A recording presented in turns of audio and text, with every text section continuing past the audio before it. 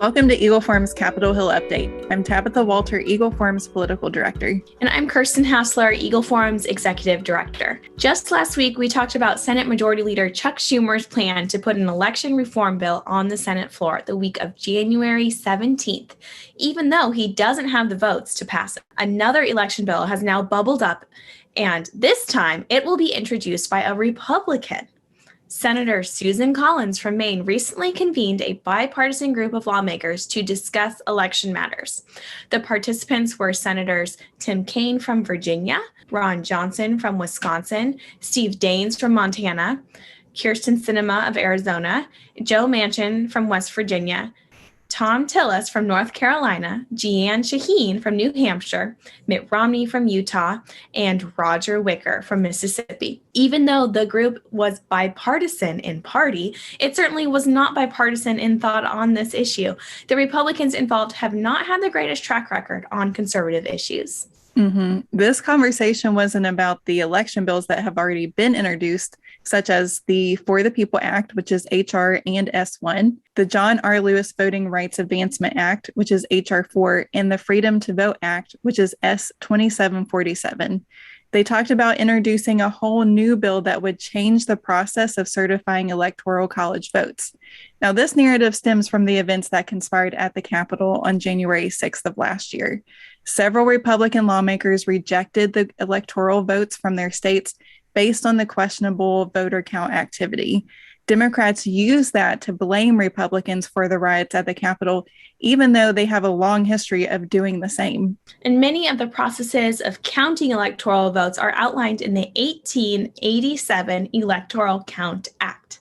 Specifically, the discussion involved the limiting the vice president's abilities to, quote unquote, throw out votes and increasing the number of lawmakers that have to sign onto an objection. Senate Minority Leader Mitch McConnell gave a thumbs up to the idea, asserting that it was, quote unquote, worth discussing. Now, there were quite a few problems with this forthcoming legislation. They completely missed the mark on the catalyst of the January 6th riots. It was not the objections to the state's vote counts.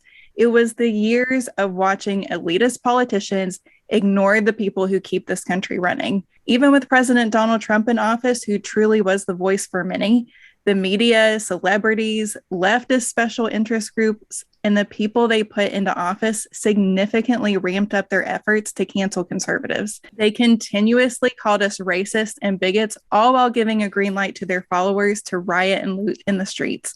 They even continued to gaslight us regarding elections, saying that the 2020 elections weren't rigged, but have made election reform their number one priority. Violence should have never been part of the equation on either side. However, to ignore the root problems of the attacks is another recipe for disaster. And even if this legislation makes any progress, it will not appease the other Democrats who are championing a more comprehensive election reform bill. After dumping their liberal wish list into two bills and agreeing to entertain the, quote, Manchin compromise, they will not have an appetite for anything less. Case in point, Senator Raphael Warnock's statement to Axios that this would be a, quote, distraction and a cynical political maneuver by people who are trying to rig the elections in this country, end quote.